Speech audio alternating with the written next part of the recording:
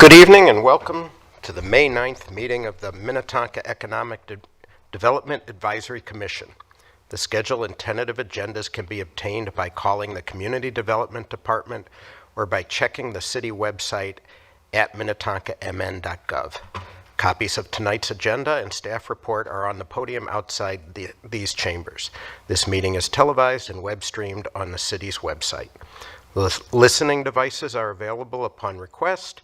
If you wish to use a device, please see city staff located outside the council chambers in the audiovisual control room. From a broader standpoint, the EDAC attempts to find a balance between individual rights and community responsibilities as they make their recommendations. Individual rights are easy for us to understand.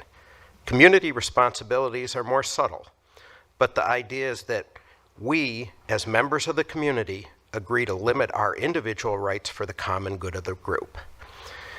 The Community Development Department and the EDAC and the City Council are charged with managing this sometimes difficult balancing act. We ask that you keep this broader perspective in mind as we review tonight's subject matter. Before we begin, please make sure your cell phones are turned off. The items on tonight's agenda include a Monty Construction Purchase and Development Agreement, the 2025 through 2029 EIP, and a staff report. And with that, if you can do the roll call. Connors. Here. Duginski Sabolka. Present. Falk is absent today. Jacobson. Here. Haig is absent today. Ramatka. Here. And Johnston is absent today. Okay, and if we have enough people, I think we, yes, we have a quorum, but the question is, do we have the people to approve the minutes from April 11th? So we'll roll that on to the next. So Amani Construction contract for private development. If you want to present that. All right, Chair, Commissioners, I'm back with Amani Construction's contract. As you recall, back in March, the EDAC reviewed the term sheet for the project. We've spent some time working through the specific terms of the agreement, and that is included in your packet today. So just to kind of give a little bit of background again to get you up to speed, the city in 2019 expressed interest in looking into additional affordable housing efforts. And then in 2022, the city hosted open houses to discuss a few of the city-owned properties and what potentially could happen with those sites. And there was a lot of support for a smaller scale affordable housing project. The city spent year or so getting the property ready. So we did environmental review, a survey, and then deconstruction and demolition to get the site ready for development to construct the twin home. I included the survey here on the right, as there was a question at the last meeting about which parcel we were talking about, and that is parcel A. And this survey includes the additional portion of land that is added as part of that project. So that is that little triangle there, just south of where it says parcel A. Okay. Just covering the feedback that I received on March 14th. I know this information was in the packet, but I wanted to go through it here.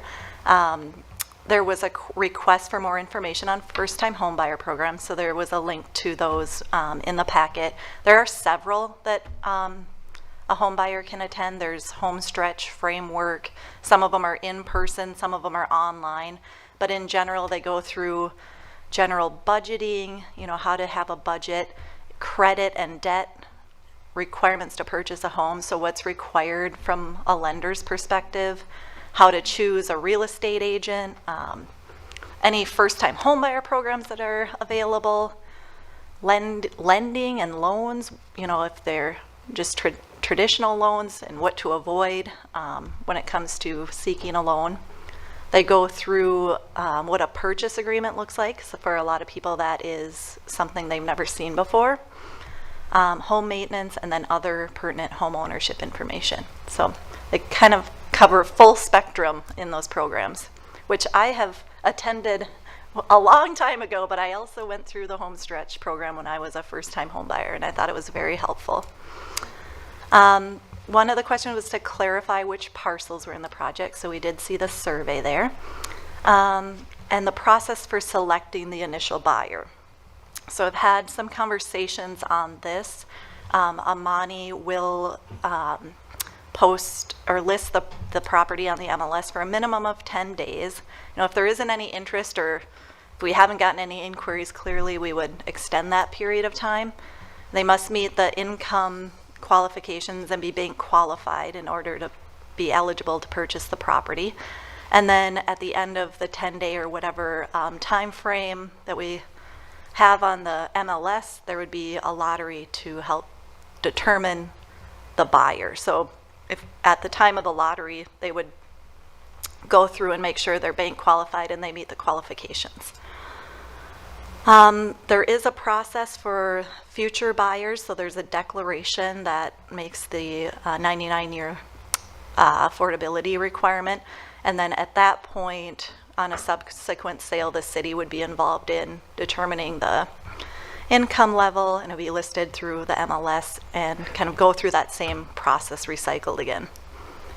And I think that's it. There is a portion in the contract that covers that specifically as well. There's a form in the contract. It's Exhibit E. On the purchase and development agreement, this specifies the things we've talked about in the term sheet. So the purchase price, the AMI level at 80%, and the income levels, that they'll construct a twin home with 3 bedrooms, 2 bath, and 1,700 square feet. Start construction by the end of the year and then be completed by 2025.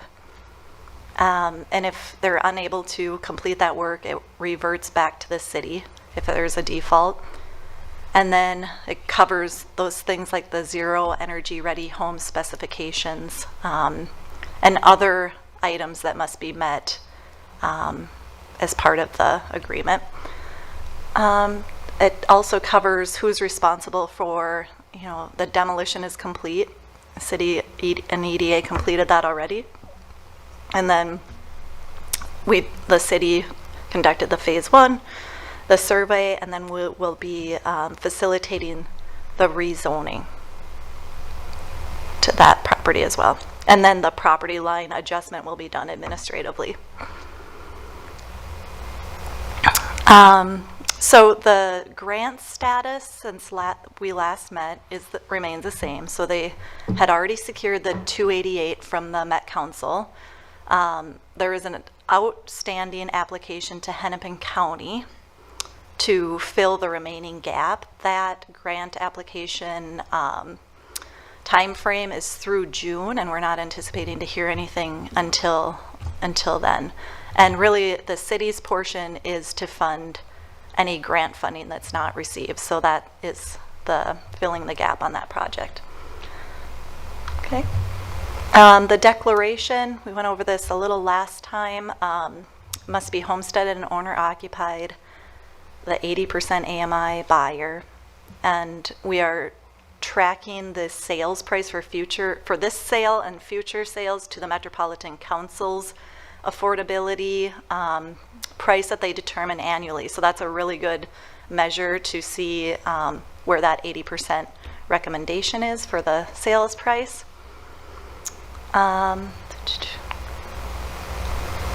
So there's some safeguards in there. If we can't find a buyer during the subsequent sale, it covers that, and how we would handle if the fair market value were to drop below the affordable sales price for that year. Then also within the home buyer requirements, if they plan to sell, they need to notify the city so that we can prepare for that. They can select their own realtor, and the city will recertify a new buyer. And then they'll meet with a first-time home buyer. The city will pay for an attorney to meet to go through all the paperwork. And then if they want, they can apply for down payment assistance through our program or any other program. And then there is a look back there as well, which is pretty standard for the city to require a look back at the end of the project. And with that, we'll take questions. I believe Julie Eddington's on the line, and Shane from Ellers is here as well. The representative from Amani signed up at 5 p.m., so I'm not sure if she'd be able to call in through the system.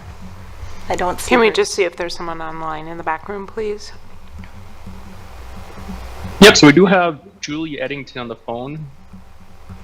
Julie, you are now unmuted and you have the floor. But not Amani. Okay. Okay, sounds like Jennifer's not on the line. Okay. Thank you. Council members, any questions or comments?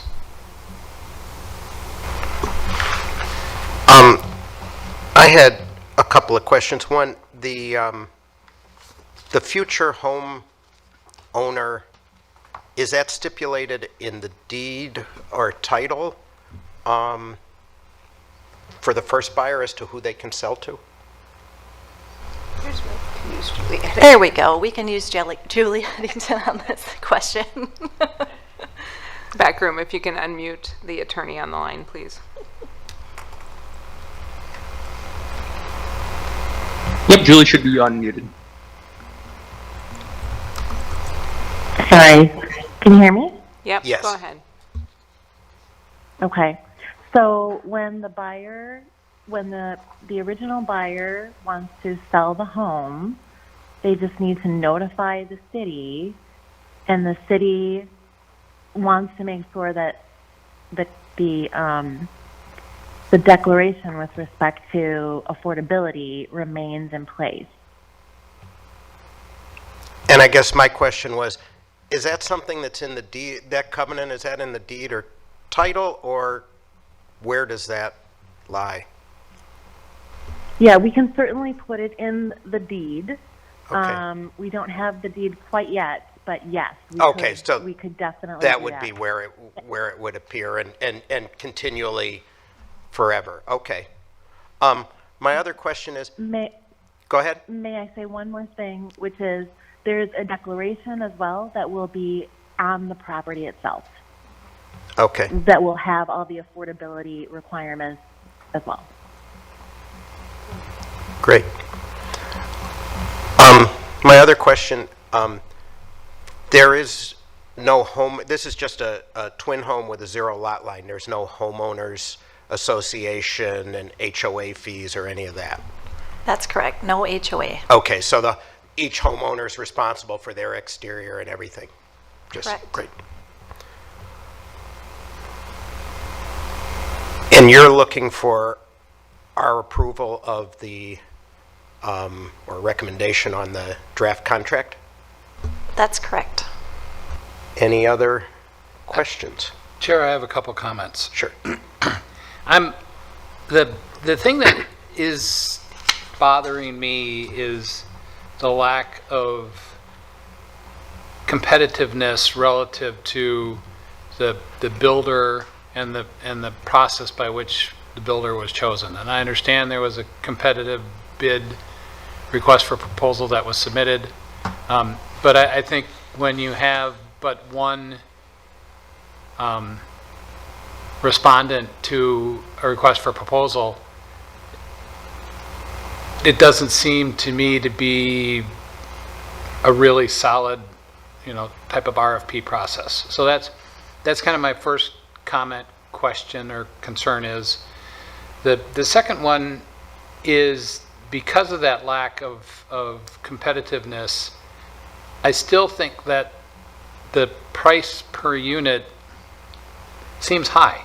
And I say that because of the fact that, and I know that, it's in line with what was recently done or approved by the council on the Habitat for Humanity project.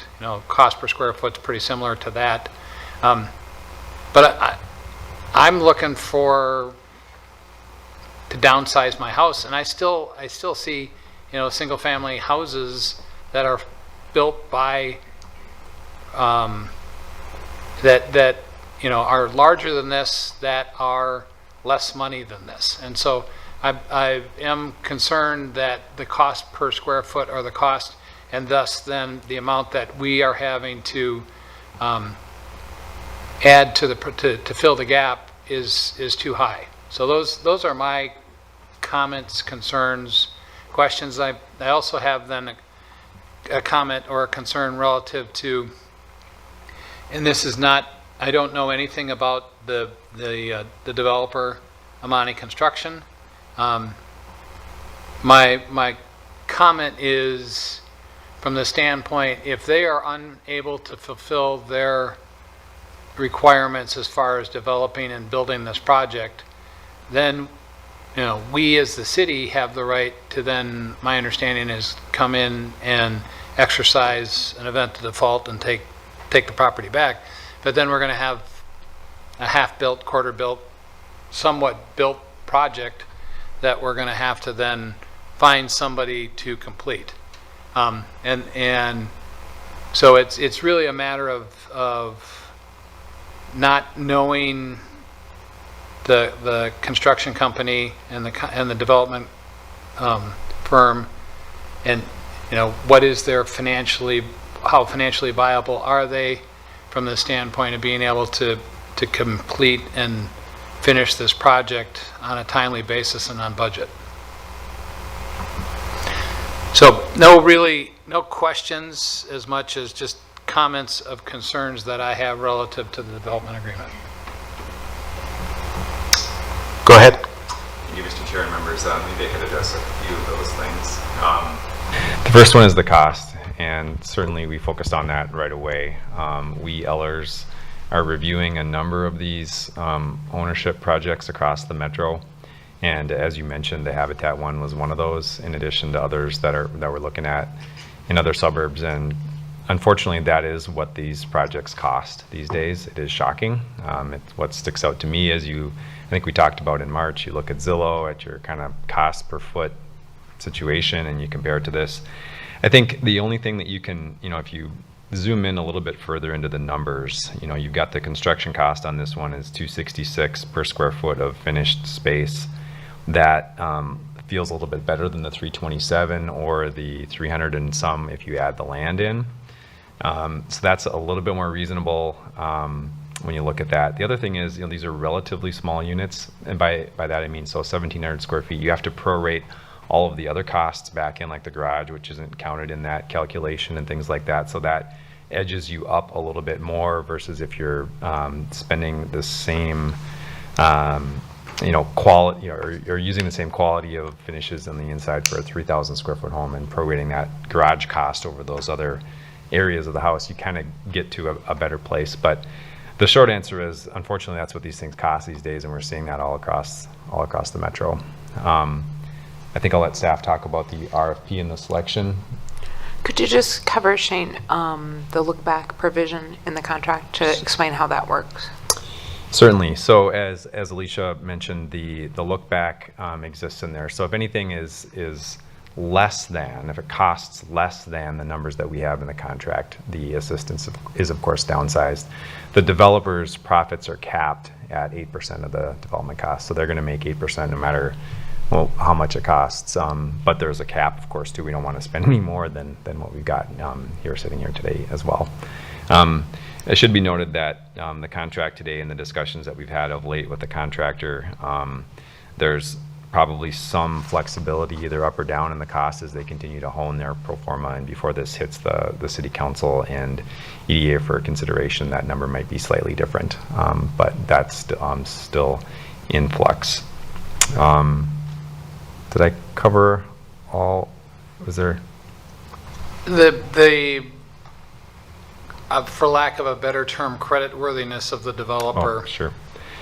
Yeah, so that there is another contract provision that we did discuss with them that we're going to require either a letter of credit or performance bond. And so if you have a half-built project, of course you could work to get the project completed under the performance bond or many other arrangements. But generally, once these things start, they get finished. But that would be included in the contract as well.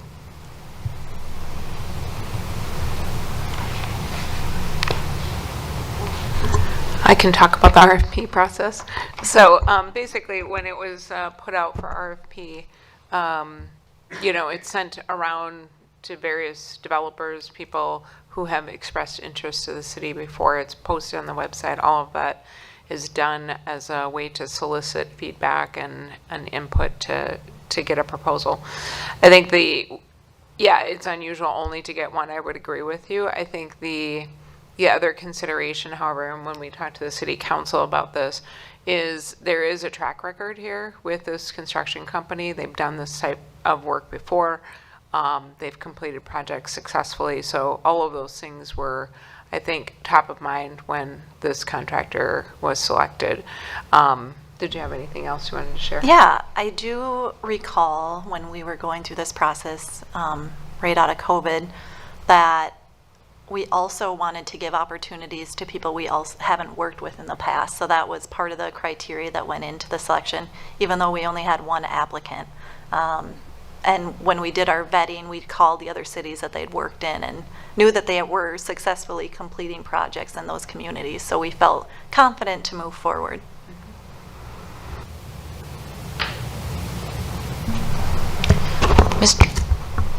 Go ahead. I actually do have a question, and it's on, I'm trying to see, it's on page 30 as you scroll, page 20 of the contract. At the bottom, it's sort of a follow-up to what Commissioner Hromadka. So if there is resale of the reacquired property, it talks about repaying the write-down for the land. So we're writing down the cost of the land to $1 from $2.50. And is that sort of in anticipation of sort of having to repeat the process? If we have to buy it back, that we sort of repeat the process to make it affordable moving forward? We're just sort of like restarting the process, so we're recapturing basically the donation of the land, and then I just want to understand that a little better. Julie, can you help us through this one with the contract language? Yes, yes, absolutely.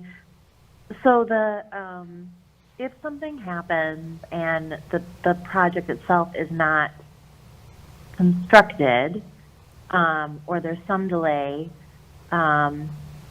we have a provision in the contract that talks about the land itself being revested into the authority's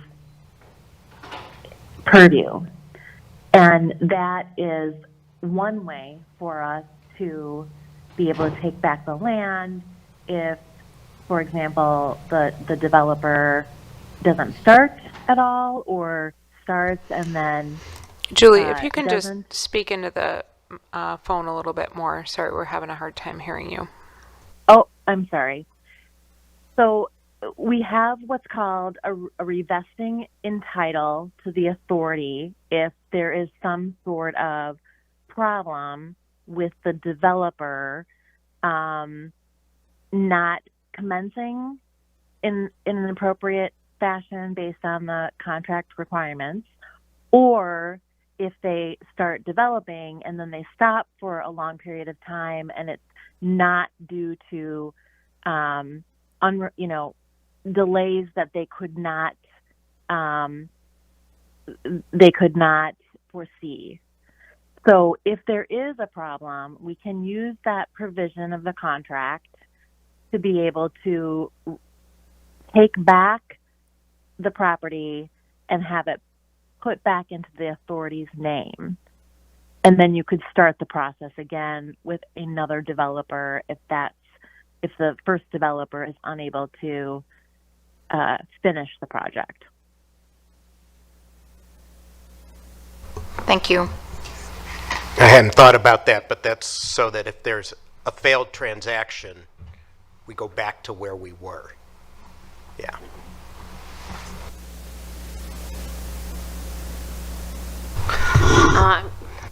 I have just a few questions. To validate, so the applicable home price right now estimated is the 304,700 for each unit then? Let me verify that. That just The maximum changed. sale price for 2024 is what's stated in the financial The consideration? 2024 just came out. It was 290,300. Last year it was a bit higher, a little bit higher. Okay. Okay, so that's how they get that. Okay, and then I'm just speaking to, or I have a question. It sounds like we did rezone, this area in September of last year to allow for twin homes. Is there any comments as behalf of the council or planning commission of the willingness or interest to see more townhomes in the community or that type of construction? I hadn't seen any of those minutes, so. Let me start and then have Councilmember Calvert weigh in. The technical information on this is our comp plan allows this to happen. So in a low density zoning or low density guided area, you can do up to 4 units per acre. That means R1, R2, R3, planned unit development, whatever.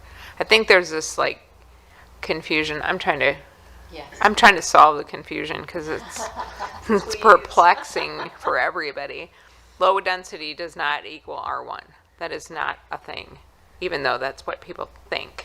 Okay, so when you have a low density guided area, it's okay to rezone to R2. It's even okay to rezone to R3 or R1A. We also have R1A. Sorry, there's another zoning district in there. So my point is, we've been doing it over the years. People don't maybe put 2 and 2 together, but yeah, we've had rezonings of property to have smaller lot sizes, but maybe you can answer from the council. I think the other part of your question is like, is there an appetite? So I would say on the council, there's an appetite and there's also kind of a push me, pull you. So we have people that on the council that are, I would say everyone on the council is very in favor of building more affordable housing because it's so needed. I also know that there are people that are particularly devoted to affordable housing where we have had a twin home proposal and the neighborhood was against it and they didn't want to go against the neighborhood. So I think there's a realization that every city has a responsibility to meet our affordable housing goals, and also the diversity of housing needs some work. And one of the things, for instance, that I'm interested in is like condo ownership or getting condos built, but there's legislation or lack thereof that makes it difficult because of the liability insurance for the condos. Yep. So, to me, there's a huge need for that, but that's a legislative fix that that we need that we don't have. So I would say yes, in general, there's a recognition that we have to put density where it makes sense. And, you know, we just had the report from ZoneCo, for the zoning study.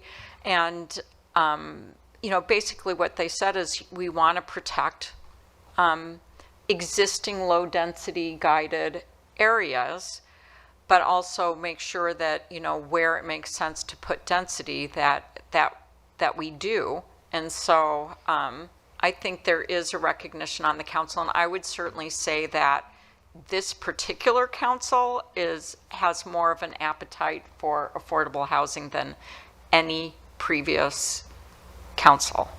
So I think the short answer is yes. Thank you, that's very helpful, and we see twin homes and townhomes going up around the metro, so that housing diversity seems to be an important component as we're thinking about the mix. We've talked a lot about the units and the counts, and this is a different type of affordable housing, so I'm excited to see that. I think Ellers did a wonderful job laying out the term sheet summary, and really appreciate the clarity on that. This was easy to read. I'm just curious, you know, fingers crossed, construction costs don't go up. We have some good look-back provisions for if development costs are lower. Would that just mean that the applicant has to come back, or how might you manage just during the construction, any inflation in the costs?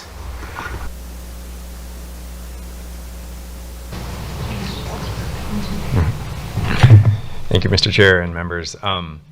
Yeah, so the contractor, I mean, this is more like you're hiring a builder than you are a developer. Yeah, they're going to do all of the paperwork and all of that, but you know, it's kind of a builder developer, more on the builder side of that spectrum than it is really a developer. So they're in the process of honing that estimate right now, getting hard bids, providing a contingency in there, and then of course we'll look at those costs on the back end. But the contract will be set up as a max, and that there is no additional funds. And we had the conversation earlier this week about making sure that there is an appropriate contingency in there so that we're not in that situation, because they don't have equity in the deal, right? It's just they're getting a fee is basically how it works, and it's 8%.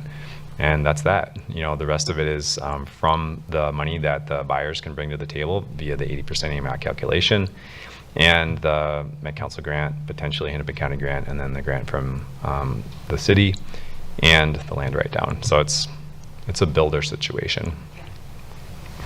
That's how I'm reading it. This is really a fee-for-service builder agreement. And so I'm just curious, in that contingency then, you know, you've capped the 8%. So if there's is there a shared savings clause, or I didn't see that necessarily. So would you have just some agreement that you would pull back any sort of the contingency back to the city then, so that their profit is Exactly. At the end, in the look back provision, there will be an accounting. We'll look at all the costs, and if they don't spend the contingency, that'll just come back to the city. Mm-hmm. And if it was 1% more expensive, does that mean that the builder goes from 8% to 7%? No, it means that we don't. They could come back to you and say, hey, we need another %, and then you could say, sorry, we don't have it, and you need to value engineer that out. Okay. But the goal here is to set the cap at an appropriate level with the contingency, so that doesn't happen. Of course, that could happen, but that would be the if-then analysis that you'd have to do then. Okay. Chair, what is the status of the county grant?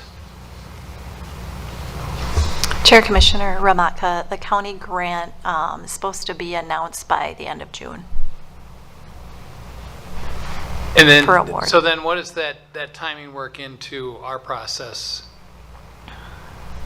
from the standpoint of approval, and the city council going to act in advance of that county grant? Potentially, as Shane mentioned, it's an up to amount of the city assistance portion. So the goal is to get the Hennepin County grant and not have the city portion. So that's how we looked at it. It's going to depend really on when Amani can get their plan and their revised budget and everything ready to go for us to review, and when they'll actually close on the property. So we might know if we receive the grant or not before that time frame. Before we go to council. The goal is to kind of move this along and get it started this year, but But regardless, yeah, right, regardless. it doesn't matter if the grant is in or not. I mean, we've provided for that in the contract that way on purpose. If or when the county grant comes in, then it reduces the city's. Correct. And I don't know that the county would do this, but sometimes if they had a lot of applications for the same pool of funding, they may fund only $100,000 of our full request. So it just depends on that award amount. We're not sure at this time. And help me out, we're driving that process with the county and the county grant, or is the developer? The developer applied for the grant with the city's support. And the Met Council one is already secured. That one was also through Minnetonka, or that was through Minnetonka.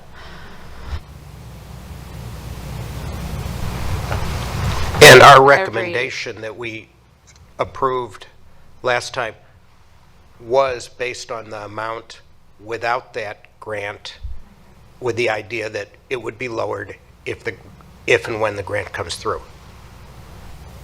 That's correct.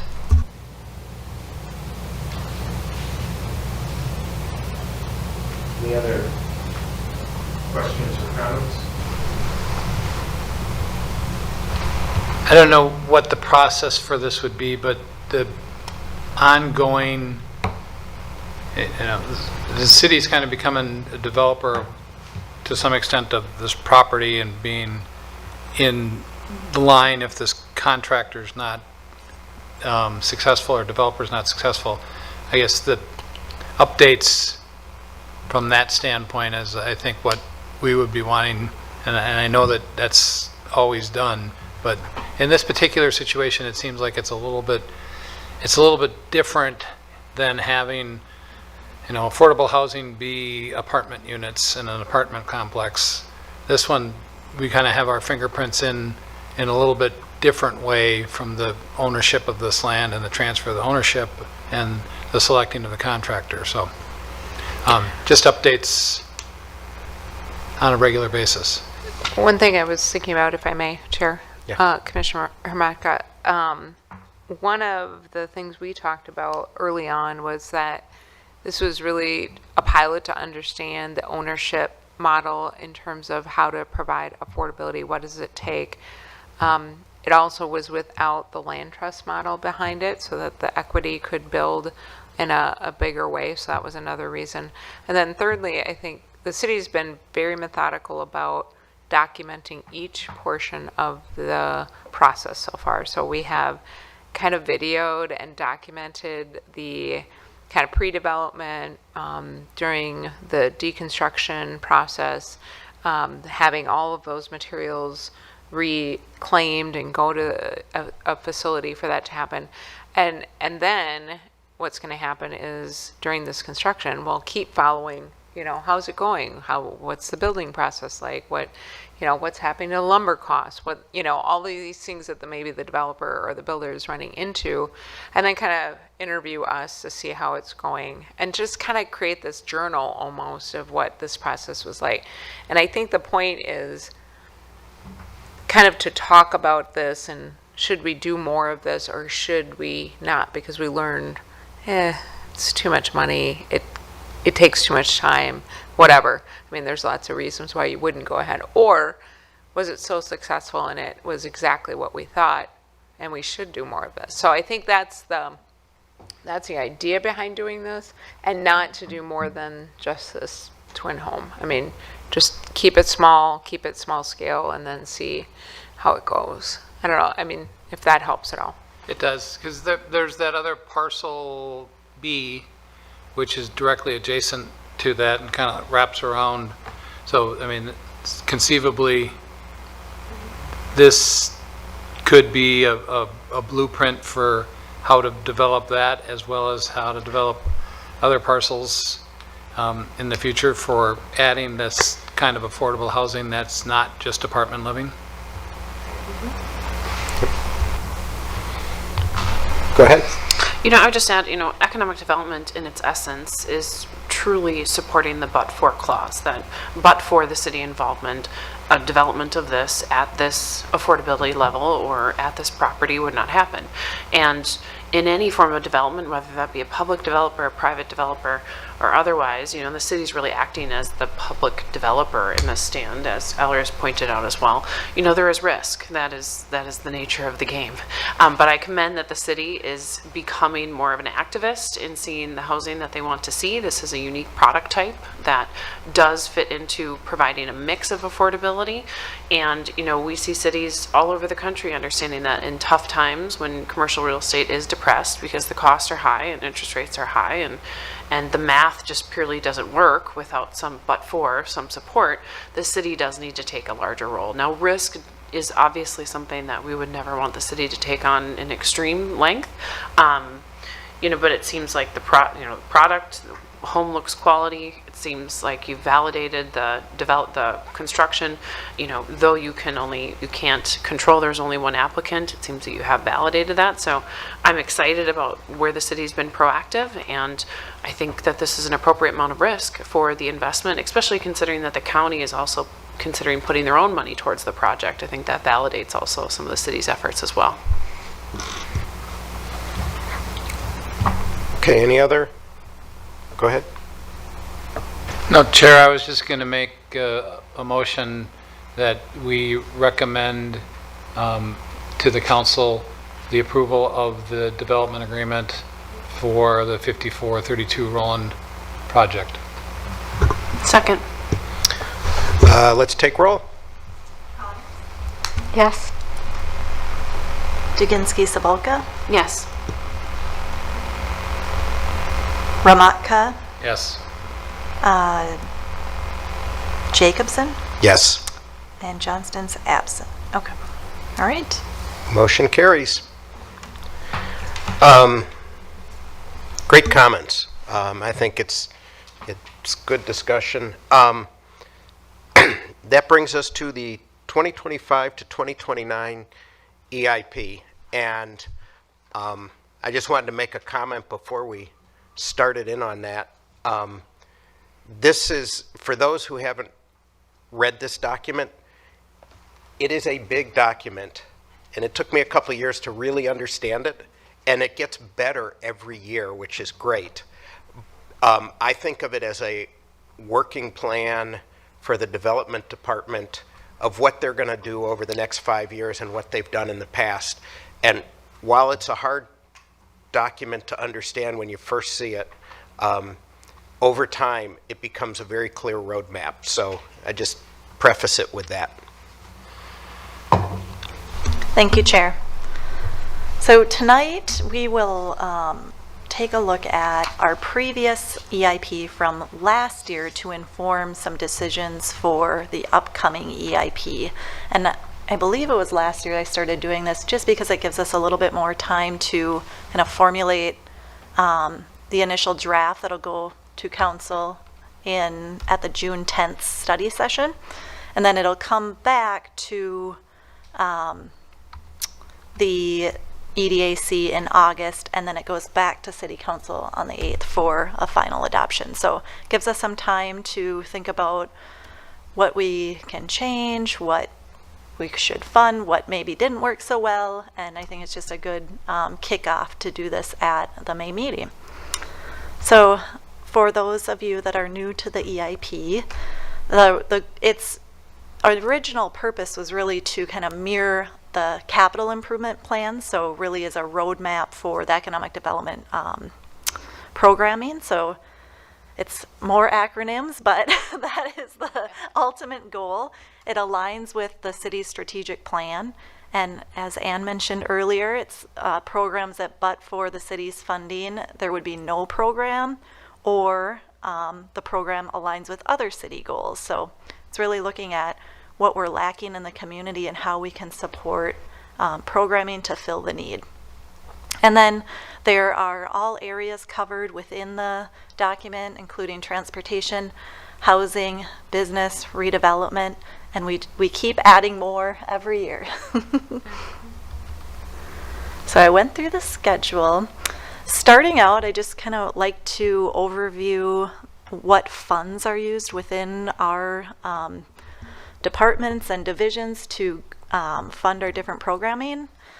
The development account is one of our biggest funds, and we use that for a lot of different purposes, to pay for studies, to fund communications, all sorts of, it's kind of the melting pot for various things that we do within our department.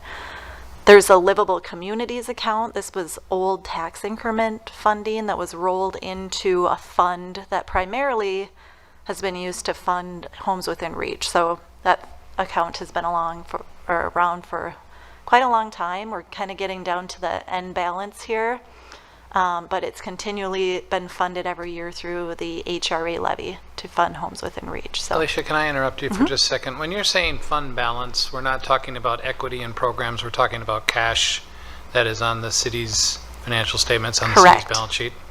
Thank you.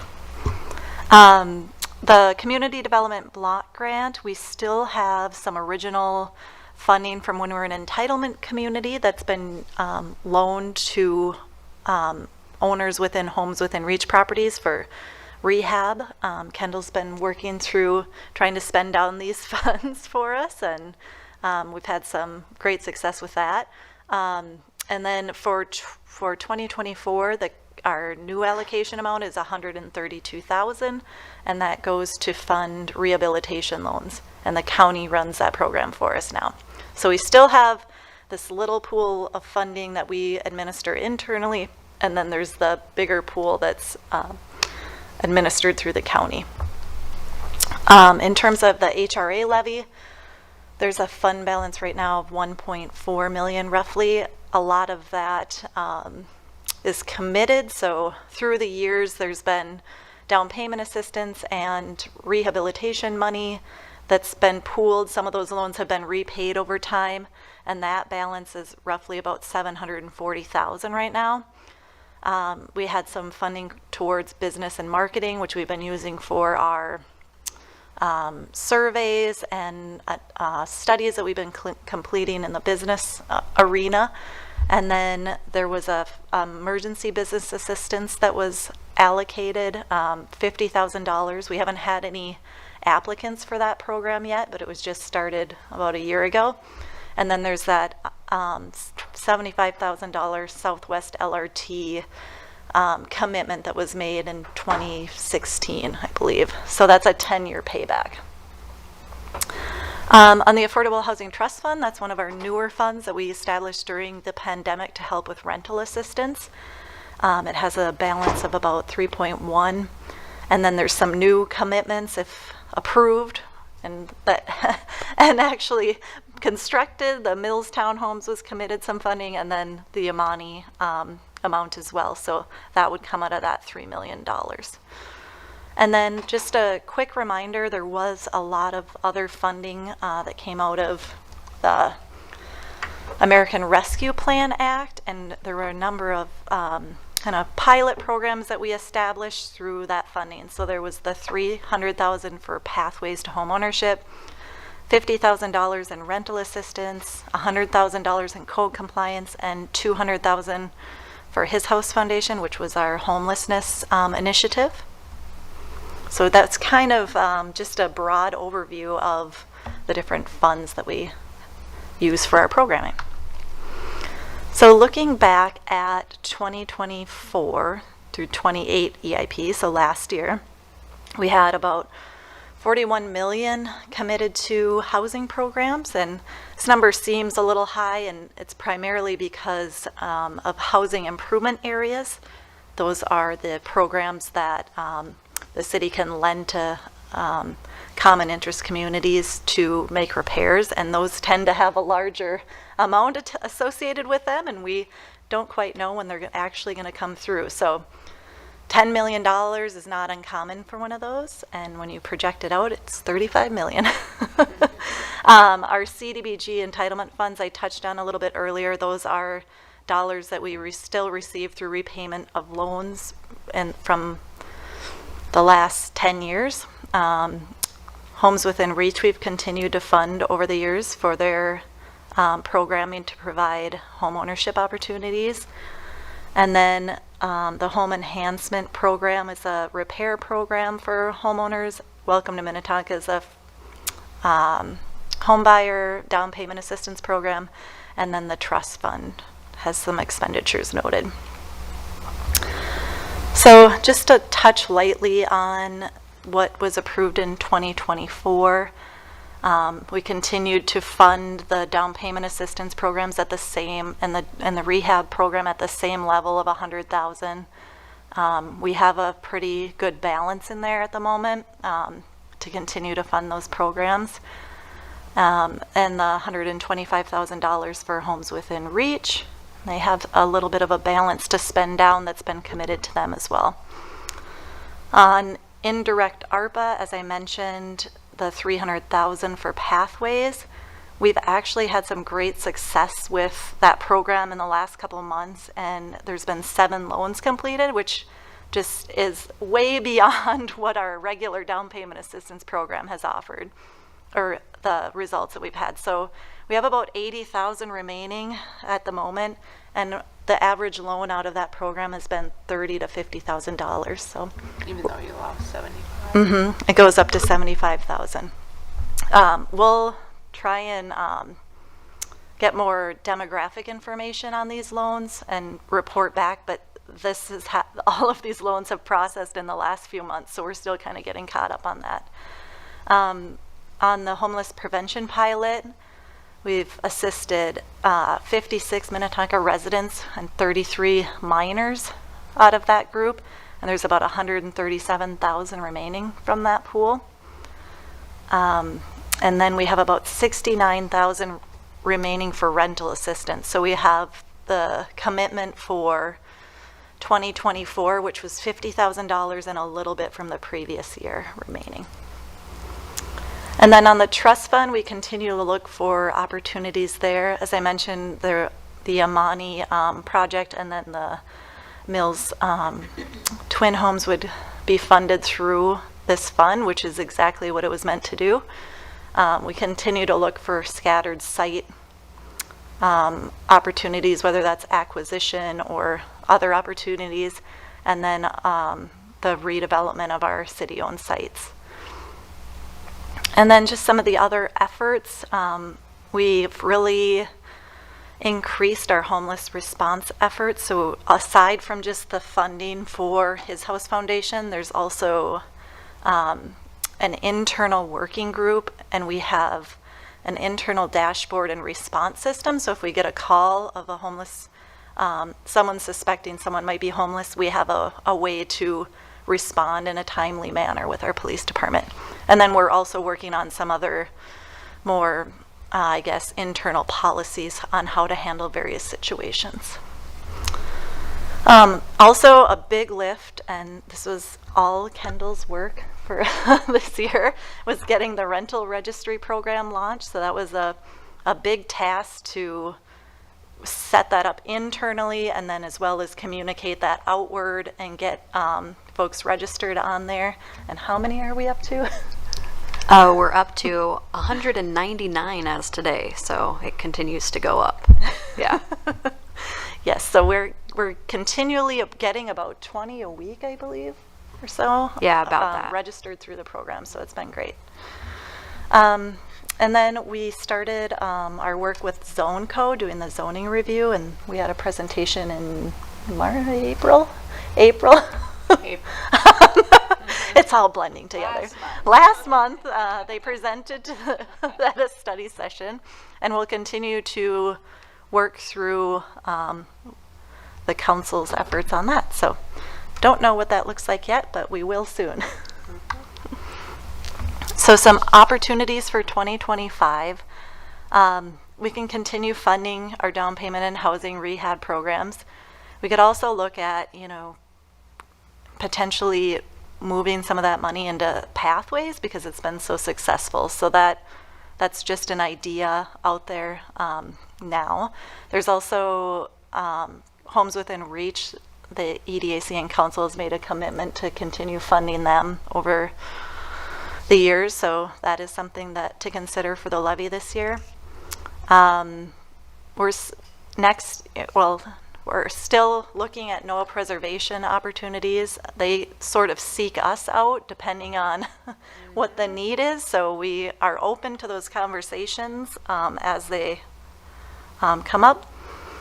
And then, as I mentioned, you know, maybe even this year there could be an ask for additional pathways funding as we're running low, but then again, looking at 2025 if we want to fund that with additional dollars. So I think it's been a great success, so we can have that discussion. And then, as I mentioned on the right, these are the kind of things we've been working on that'll continue into 2025. And then we were at the Affordable Housing Summit today, and we learned where some of that omnibus bill funding is going, and there's some opportunities within that, those programs to look into that'll be launching later this year and then into next year. So we'll be keeping an eye on that as well. So as usual, we do our general program page updates. We update all the affordable housing production information, add new pages where it seems appropriate, and then just add all of our new metrics and things that we're tracking each year. And that is our biggest chapter. So we made it through that. Moving on to the business chapter, there are a lot of programs. Do you want to ask? Oh, sure, sure, we section? can stop. Thanks Otherwise- for reminding me, I'll just keep going. Yeah, sorry. Otherwise, we'll Sure. I'm just tired. Any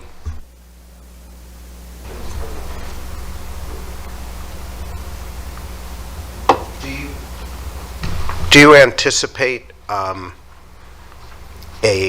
refunding or a expansion of the Pathways program next year? Chair, Commissioners, I am looking for a recommendation on providing additional funding for Pathways.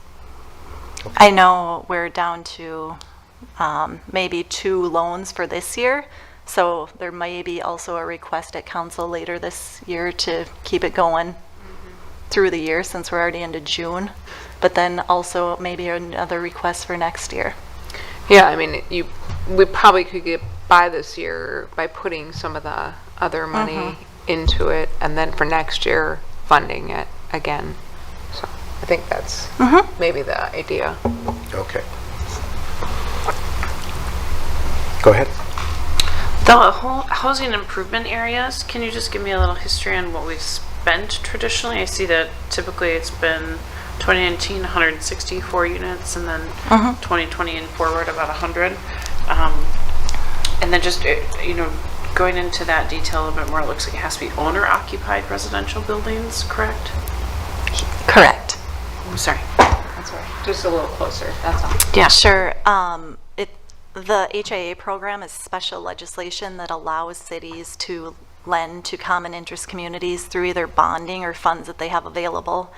We have had 2. One was Cedar Hills and the other one was Cloud 9. Cedar Hills was just a few million, not under $1 million. So that was a smaller one. And it was a smaller project. It wasn't as many units. And Cloud 9 was almost $4 million.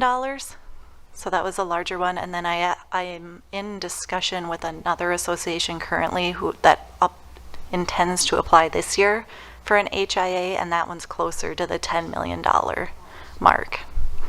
And it's really driven by the associations when they run into issues with their siding, roofing, those big ticket items that they don't have streets enough funding for in their reserves to pay for. And that's why the legislation was originally created, to help them out in that situation.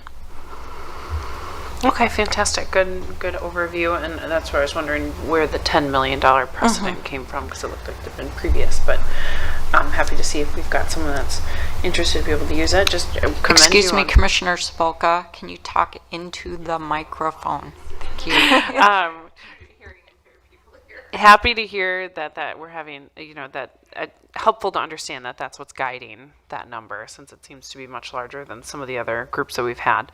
And then I just want to commend, it looks like there's been a ton of activities, you said, as far as some of these loan programs. I'm really excited to see just the homelessness we're supporting too. It's just so critical to see those minors and others supported. So I'm excited about the continued work and realize it's been probably a busy year for you. Go ahead. I have a message from the council. So some of the things that have been sort of bubbling up in discussions on council have to do with, especially this past week actually, is sort of what consideration of what is a reasonable level of city support for ownership affordable housing on a per unit basis. That's something that's bubbling up. Cost of subsidy per year per month, and also like the homes within reach model, the land trust model is generally a 99-year lease, and I have heard several times, and I know the mayor is interested in exploring a shorter lease period of 30 years to bring it, thinking about bringing it in line with our other kinds of affordability. And, I don't really know what the sort of unintended consequences of any of this is, but those are some of the things that especially in I would say the last few months, as we've considered some more difficult or expensive projects, and really for the last few years, is what's reasonable. And when we talk about land trust, is 99 years the right number of years? So I just wanted to throw that out as you are considering things and making recommendations. And I also want to say, we have 3 members missing, and every single piece of advice and feedback that we get is so valuable. So for everyone that is here tonight and for those that weren't able to make it, I just want to say how much we appreciate your work, how much we rely on you. You facilitated a difficult vote that we took just this week. So I want to thank you for your service, and also just encourage you to show up. And when you're here, please give us some feedback, because we actually really do use it. So thank you. Chair, one of the things that it's occurring to me and has occurred more recently is, as we look at these smaller projects, and I think Shane from Ellers pointed this out, and if we look at the type of affordability of affordable housing, we're going to be spending more on less dense units. That just kind of comes with the nature of how much, when we look at how much per unit. So we can't necessarily look at, comparing what's happening on Roland Road with what we're doing in Opus on a per unit basis, as far as affordability is concerned, is because of the differential type of the housing unit. And we're going to have to be willing, if we want to have more of the housing stock for affordable housing to be non-rental units, we're going to have the flexibility and the stomach to be able to handle more cost per unit. So that's kind of the first thing that comes to mind when we start looking at how do we compare and what's right. We do need to kind of group those together and make sure that we're not comparing apples and oranges when we look at how much we're spending on a per unit basis. And I don't know if that is as much a density question as a rental versus affordable ownership question. They both come into play, which is, as was brought up earlier about affordable condominiums, where you might have the density, but you're going for an ownership situation. So there are some good questions there. I appreciate the question about the 99-year lease versus a 30-year lease. I have not thought about that, and your comment about unintended consequences is very important to that question. So I think we can give that some thought. The other one that came up, and I've been hearing come up more and more, is our affordability, our affordable ownership programs are often built around a 30 years or 90 years of affordability, which means the first owner has some appreciation, but maybe not all of the appreciation because it's going on to the, and that is it's an interesting question because we want long-term affordability, but if we allow the wealth building, then we're not going to get long-term affordability. So tough questions, but good ones to think about. Yes, and and to Commissioner Ramaka's observation, when we think about the per unit cost to the city for some of the home ownership opportunities, it's actually less than rentals. So I think about the Burke, which is over $4,500 per unit for affordability versus some of the Mills Churches around 800, and that's just, and that's new stick construction. When we talk about something like homes within reach, it's been less than that, like 500. So, I mean, I'm not sure that you're right. It's not apples to apples, but really just thinking like per unit, like what, maybe comparing apples to apples in different kinds of housing types, what's the appropriate amount per unit for the city is something to chew on. Maybe we can't get to an answer this year, but it's just something that we're starting to think about, because when you start adding up the amount of money that we're spending on affordability, which we have a responsibility to do, we're just not sure it's sustainable over time. And with the current construction market and interest rates, it's going to get a lot harder. We were in a lucky period for a number of years.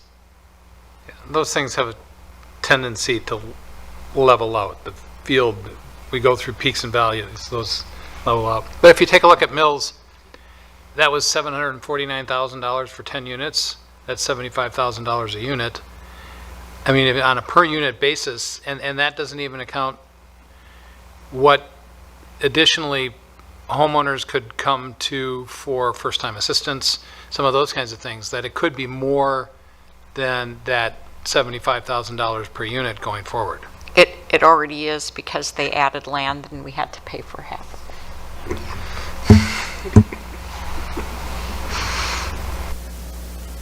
It's important, but I think it's challenging to compare apples to apples. It's fine. It's, that's the nature of each one of these deals, stands on its own. So I would just, as we go down that work, let's make sure that we're just being realistic about the conditions that change. Time has such a huge factor in all of these money factors, as well as opportunity, the unique site, unique deal. So I'd encourage us to take a broader lens and assure that there is similarities, or that, because each deal is different.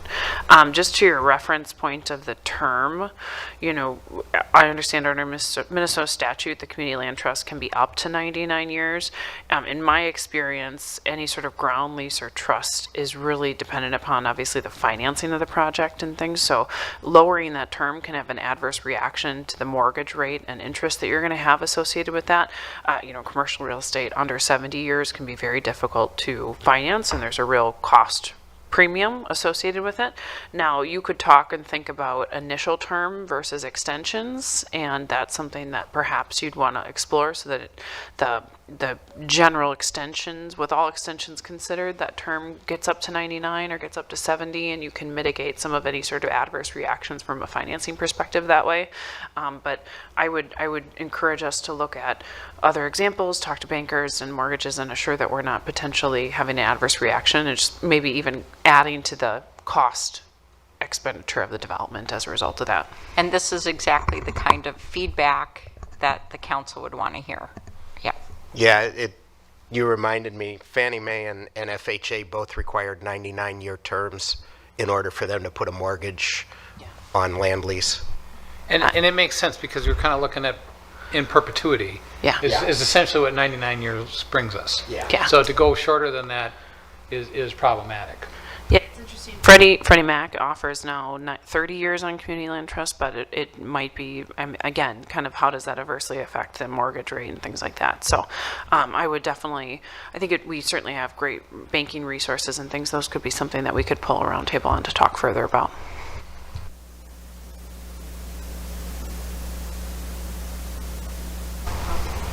Great, I think we can, There were 2 new properties that were on city-owned properties. Have we talked about those? Do we have any insight?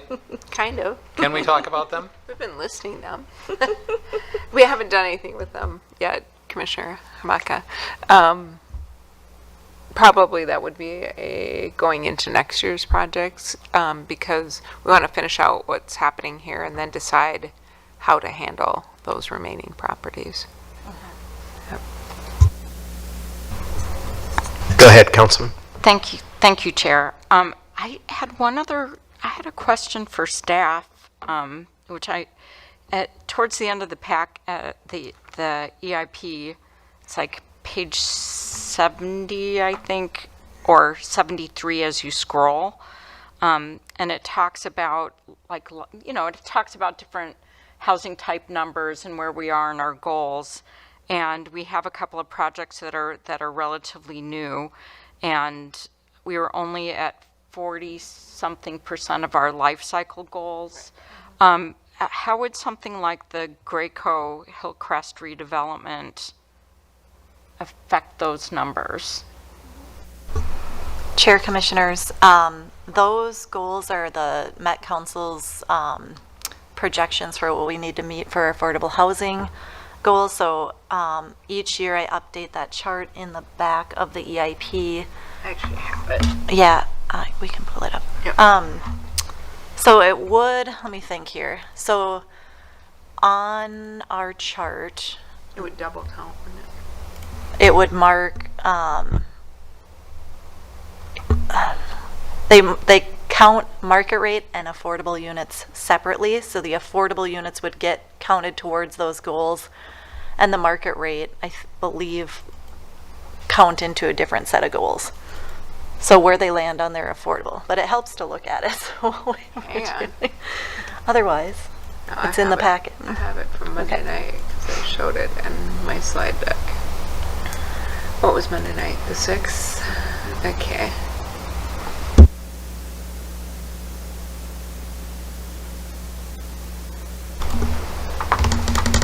I just have to get my. So I think that what I was trying to show in this chart is on the left side were the former goals, and you can see they had new ownership, and then they had new rental, and then new rental all, and that was how they tracked affordable housing goals in the last kind of iteration of the Livable Communities Act program.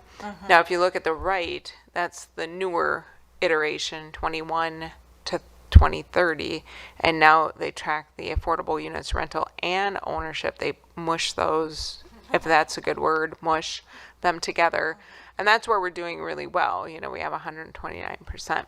The new life cycle units, our goals are 2,400 and then 1,000. But some of these are the same project, so it's not 725 and 1094. It's that some of those 794 are in the 1094. if that Correct. makes So sense. just to be confusing, the life cycle units are typically market rate units, and the affordable are affordable. So you can look have them on above. both charts. So you see the same projects, but the affordable units on the top, but then the projects on the bottom are the market rate. Does that make sense? It's not just senior, or it's not just calling that out. To me, actually, the older way to do it was probably more easy to read. The one on the right is a little bit harder. And but even aside from this chart that we're required to report on, at the end of the summer, there's a huge survey that Met Council sends us to fill out for LCA program participation, and that goes over every single housing program and unit that we've created. So it all gets captured somewhere, not necessarily in great detail on this chart.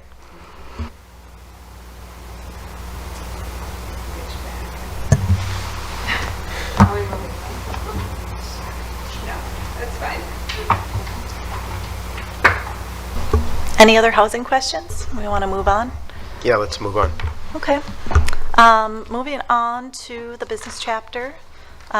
We have been adding over the years a number of various programs in the business section, which has been great. However, a lot of the big ticket items are the state's funding, so the MIF and the JCF are programs that come through deed.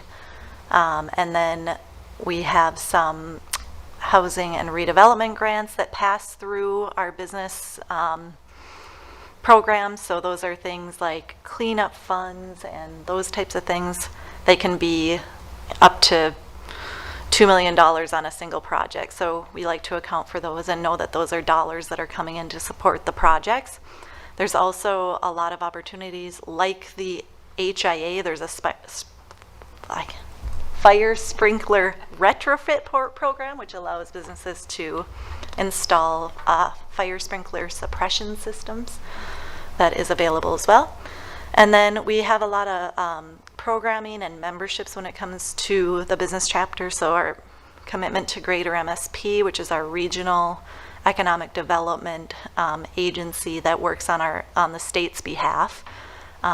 We do fund business advisory services through Elevate Hennepin and our partnership with Open to Business, which is now nestled within the Elevate Hennepin program. We participate now in 2 chambers, so we're part of Minneapolis Regional Chamber, and then just this year we started participating in the Wayzata Chamber, so we have those 2 connections now. Also, we have a sewer access charge and residential equivalency charge program. So those are those fees to connect to sewer and water that are a huge impediment for new business owners. So we have a program to offset those costs, essentially a loan. And then newer, which this group has seen, some of you have seen these programs, the commercial code compliance, which was really geared at when we have businesses that may run into an issue when they're going through their building permitting, or they may have equipment that fails over time. That fund's really geared at helping those businesses. And then there's a small pool of funding for emergency business assistance. So this is, I believe it's up to $2,500 to assist with small businesses with things that may arise with their business. And that's a program that's partnered through MCCD. MCCD. Sorry, my acronyms are getting mixed up. It's getting late. It's getting late. It's been a long day. For 2024, so this is what was approved last year, the emergency assistance, as I mentioned. There was ARPA funding for that commercial business code program. We haven't had any loans made yet through this, but I know that there's a couple of businesses that have inquired and are in the process of potentially accessing these dollars. So it's a new program launched last year. It's just kind of getting some momentum under it. And then that new partnership with Elevate Hennepin and Open to Business, it's a 2-year commitment. So we committed $40,000 in 2023 and 24 to participate. So that'll be up again in 2025 and 6. And that's the county's done a great job expanding that. There's over 30 service providers within that program. So depending on your need, they have someone that can assist with marketing, finance, new entrepreneurship, lease review, all sorts of different things that their experts can help with. So for 2025, we had planned in our strategic planning this year to conduct a business survey that's been on hold for the last couple of months as we look to fill the economic development position that's vacant. But as soon as we're able to get someone in that position, we'll start on getting the business survey completed, and then looking ahead to what the results are of the business survey, we would update the business work plan. So if we see gaps in services that we're providing, that would come out of the results from our business survey. We continue to promote cultural business organizations through Thrive and through our partnership with Elevate Hennepin. There's more focus on workforce collaboration at the county and state level, so being involved in those conversations. Renewing our contract with Elevate Hennepin, and then our new Wayzata Chamber membership. They've had some business meetings with Minnetonka businesses and other members of the chamber that are new this year. And then just general business updates, just putting their new projections into our business chapter, and then making sure our pages align with strategic priorities. And that's what I have for business chapter.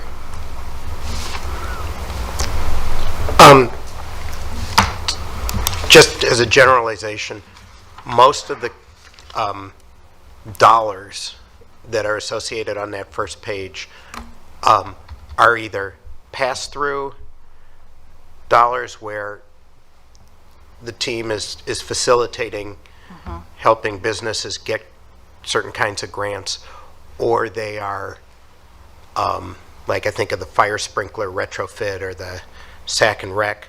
They're low-risk loans that the city makes to businesses to help facilitate them, often during the startup time or because of issues with their property. So it's not an actual cost to the city. Just a thought for people's understanding of where these dollars are coming from. Okay. Any other questions to the business section? Yeah, go ahead. I was just wondering if there might be any newly launched programs from DEED that might be available or to look into, because they're frequently, if you really do the homework and check it out, you will find that they've launched something new that we could tap into. Chair Commissioner Connors, that's correct. If you go on our business website, there must be 50 different programs linked on there. When we meet with businesses, we tend to pick out where the need is and then target a program based on what their specific need is. So we are continually talking to the DEED staff and greater MSP to figure out what's the best tool for what this business needs. So I appreciate that. We possibly could do, though, I was trying to think about your comment, but you could make that more general on the MIF and the JCF. You could make it more general to say DEED programs, and you could say including MIF, JCF, and other programs. I think that's a good point, because we do use other programs, and maybe we should alert that in the plan. I think like that's that. an excellent idea. Yeah. Okay. No, it was your idea. We're just taking it. Thank you. Go ahead, Councilman. Thank you, Chair. So we have basically membership. It's not really a partnership necessarily, but memberships and things like Greater MSP and Minneapolis Regional Chamber. And I know that, like, for instance, the Chamber was Twin West. It's now Minneapolis Regional Chamber, and I think some of the emphasis has changed. And so I want to, sort of encourage whatever kind of new memberships or partnerships. I want to make sure that these existing arrangements are really serving the needs of our community specifically, because I think I get the sense that certainly with Minneapolis Chamber that the emphasis has sort of shifted east and become very sort of metro focused. I know that we have more like cities for, you know, sort of out here in the West Metro. So just making sure that these kind of partnerships, if they're not currently serving our needs, you know, finding ways that, for instance, the council could support, you know, drawing attention to the need for more focus out in our neck of the woods, or just also looking for additional or different arrangements so that you know, we can make things happen out here for business in the West Metro. Maybe the same thing on that one, because we would put maybe chamber, and because we do the Wayzata one now as well, which is very focused maybe on the west side of we're missing the middle part of Minnetonka, but we got the east side covered maybe, and then the middle is not. But maybe we could put chambers or other coordinated, you know, with other cities or whatever it is. Okay, I get it. You know, like business organizations or whatever that. Right. Business support organizations. That's a good point. Chair, Commissioners, I was just looking at the stats, and since we're relatively new to the Wayzata participation, there are much more businesses registered with the Minneapolis Chamber. So they picked up all the Twin West members, and I think Wayzata is kind of catching up on the membership in terms of members. Minneapolis has more. It has more Minnetonka participants right now than Wayzata has a handful.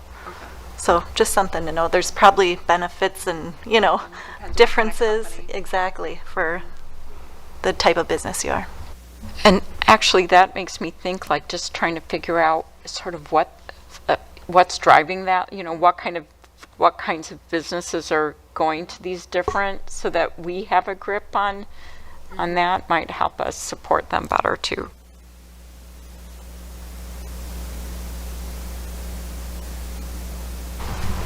Any other questions on the business section? Okay.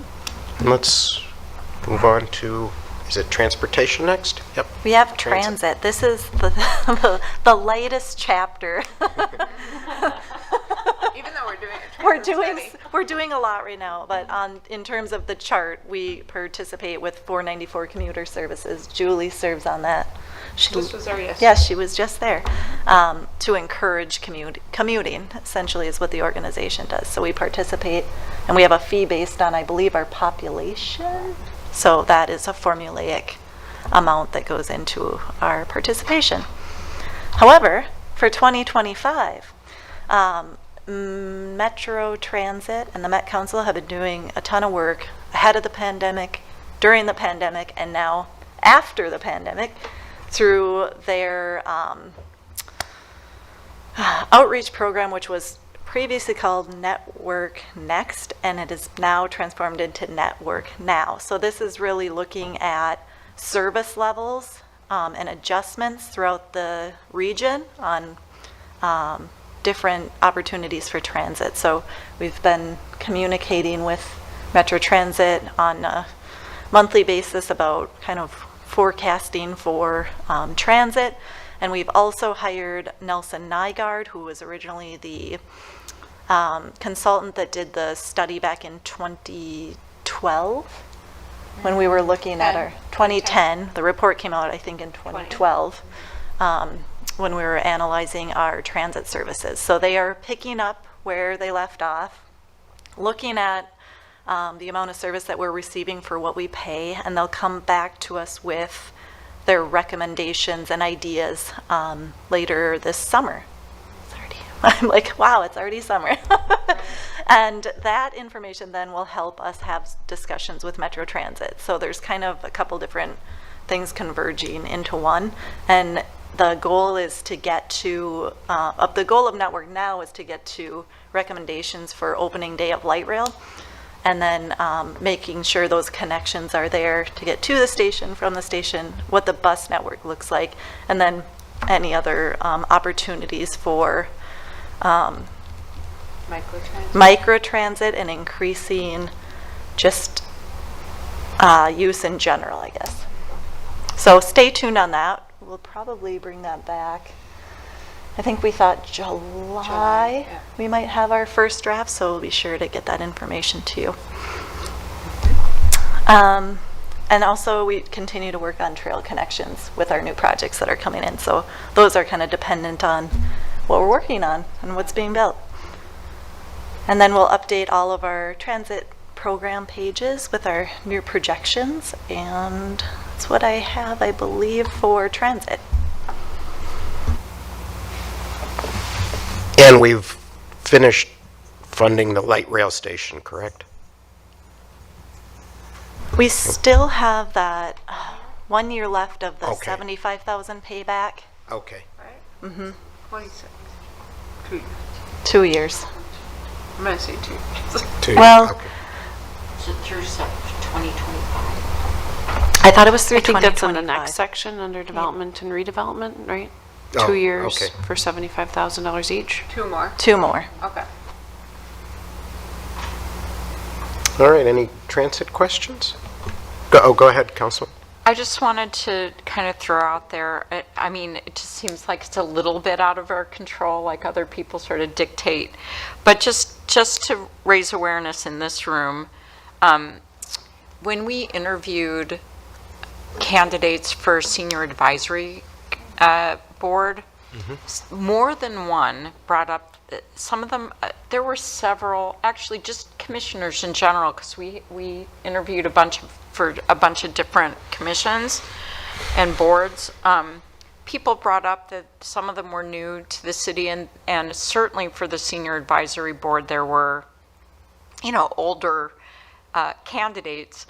And there was some concern, we are an aging community, and we're probably aging more rapidly, for instance, than the urban core.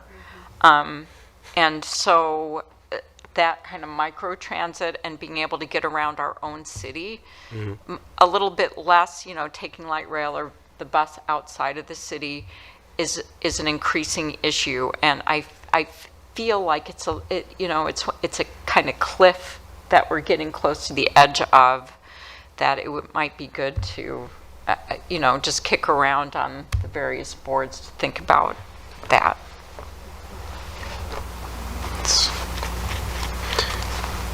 Yeah, interesting new strategies are going to be necessary there. Yeah, just an interesting note from my 494 meeting yesterday. Southwest Transit was there, and they were talking about they are ordering a fleet for their prime service of semi-autonomous vehicles. And so they'll start with drivers in the car, but mostly driverless, until they get to a certain point, and then they would go autonomous with their prime service, which that shocked me. I was like, wow. I didn't know that was possible, but It is, well, Yeah. and you had the experience Yeah.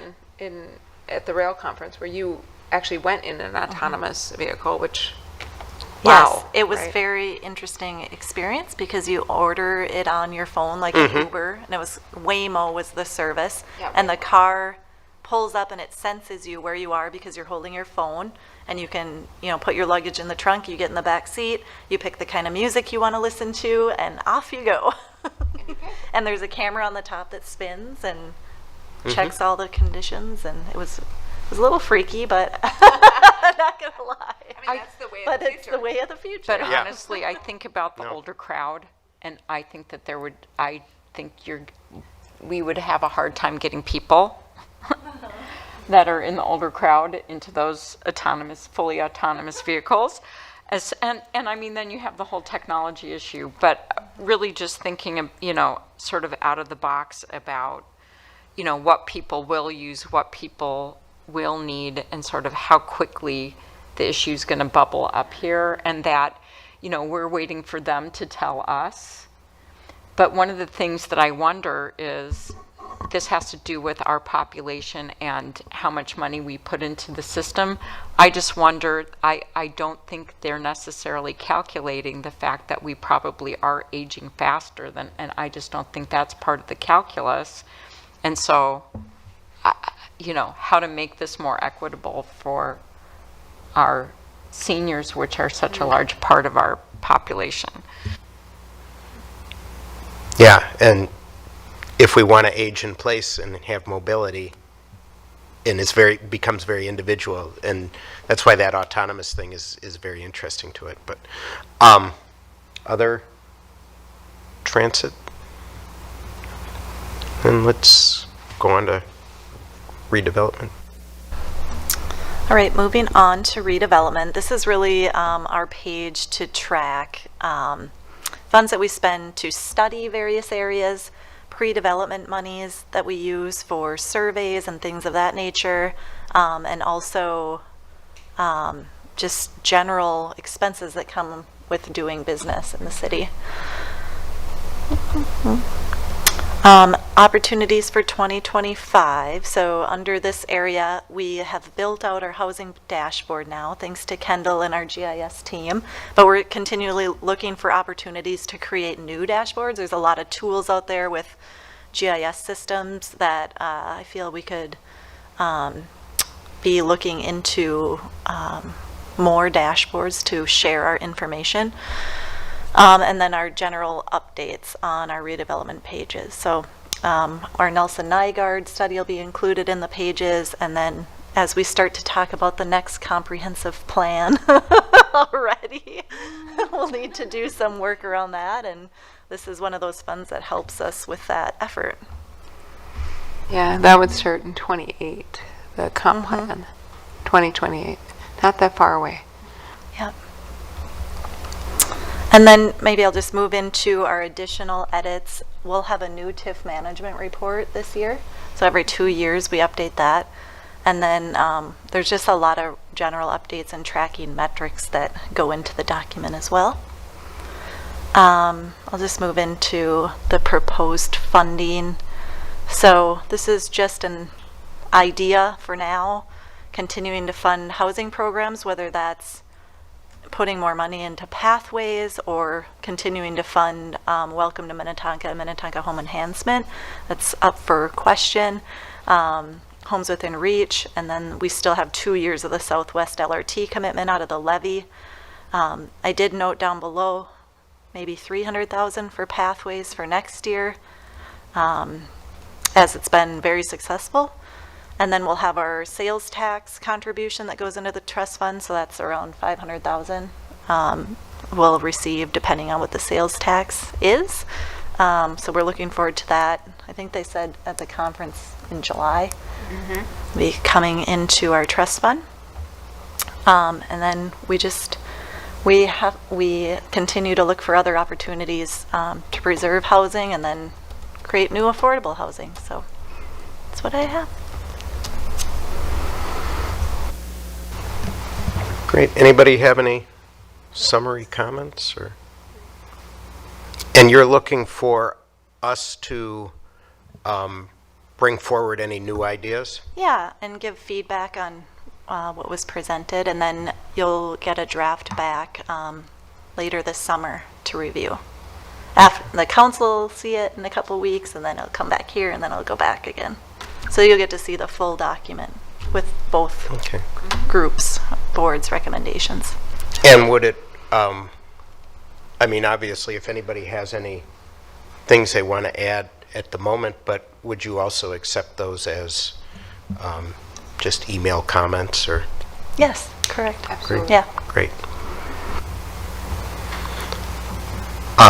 Tremendous amount of work, and it's very helpful for, I'm sure it's very helpful for you as you manage what you have to do, but it's a very good overview for us to see what is on the docket.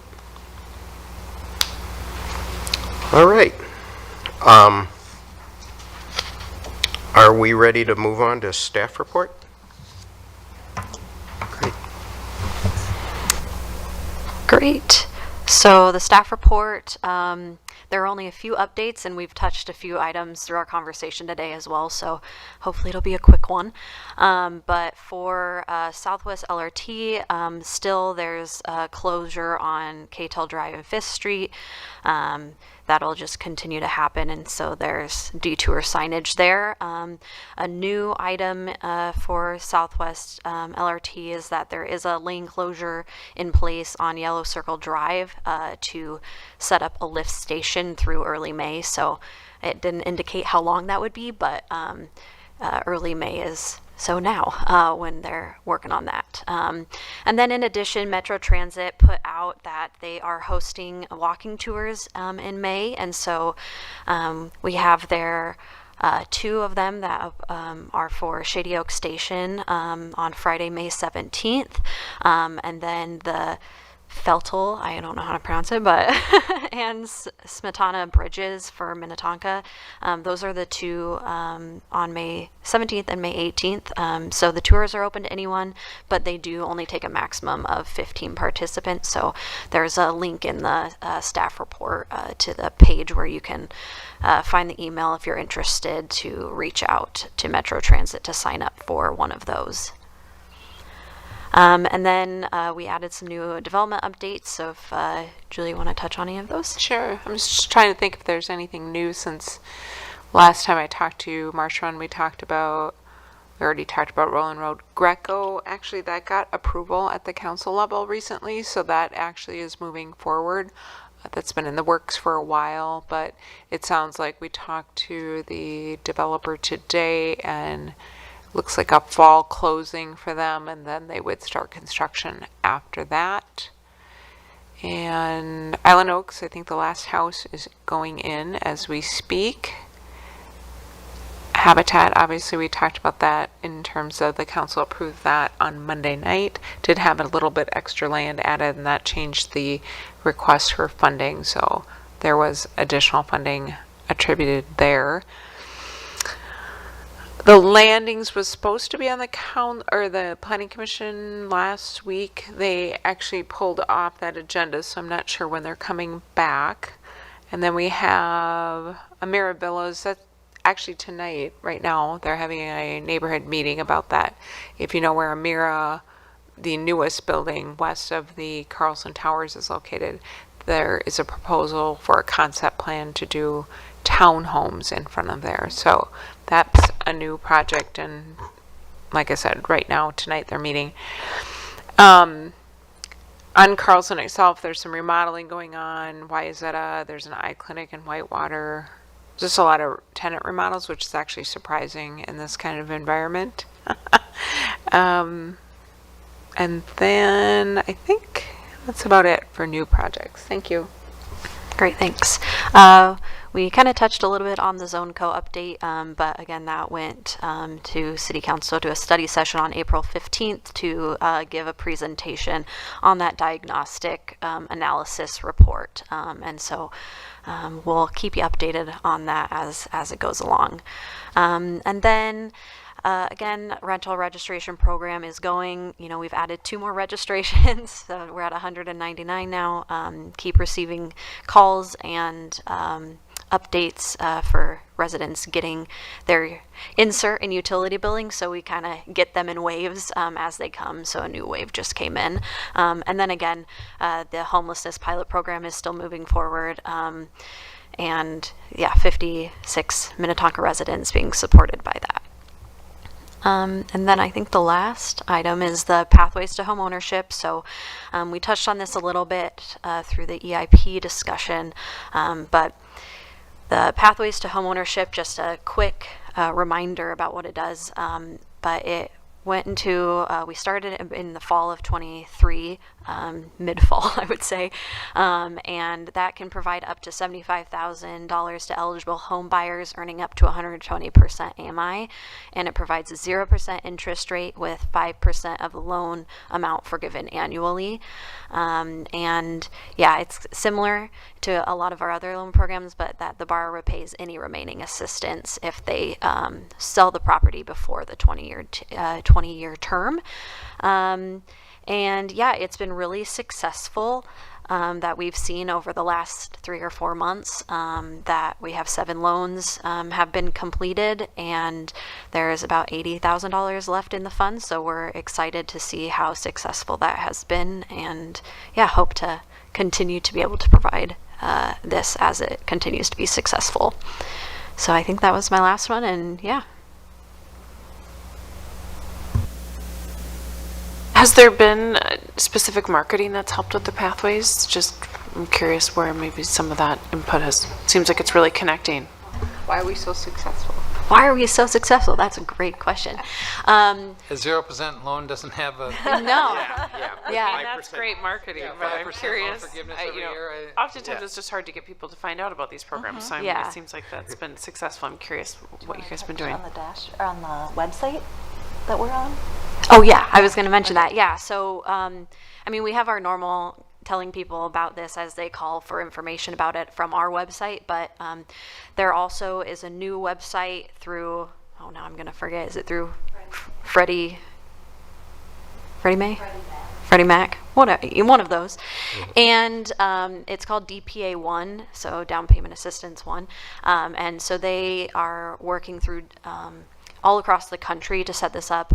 Minnesota was one of the first 3 states that they went into to set up this process where lenders can go into this system and look at all of the options for down payment assistance in every place in Minnesota. So our loans are on that dashboard. So I have received some feedback from some realtors who have called me, or lenders that have called me and said, we saw this, our clients might be interested. So I think that has helped tremendously. So that not only has our down payment assistance programs, but every other down payment assistance program through the state is on that. So I think that has helped a lot.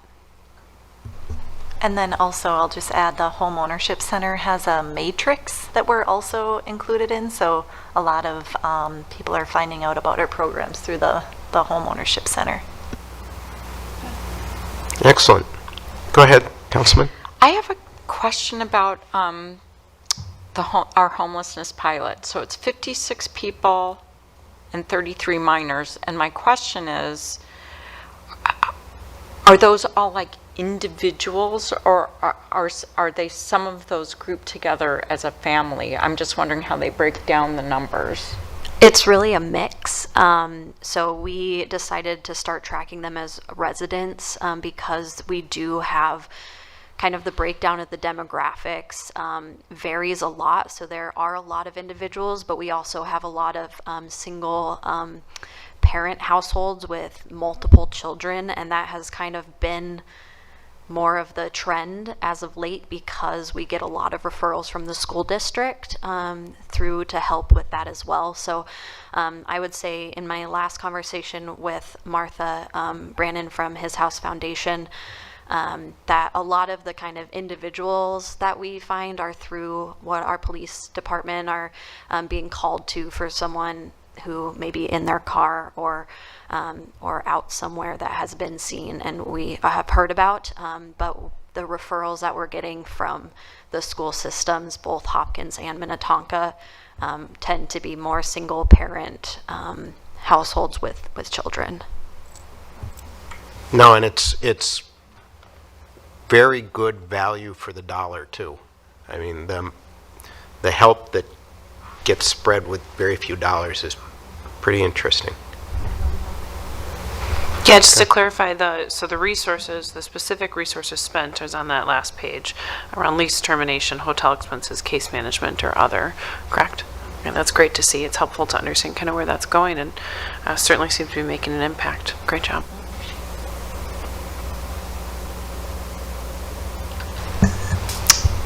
Okay, our next meeting is June 27th. Do we have a motion to adjourn? Will you be joining us again? I don't think. You can have a pass. So maybe you should give us the motion. Motion to adjourn. Second. All in favor, aye.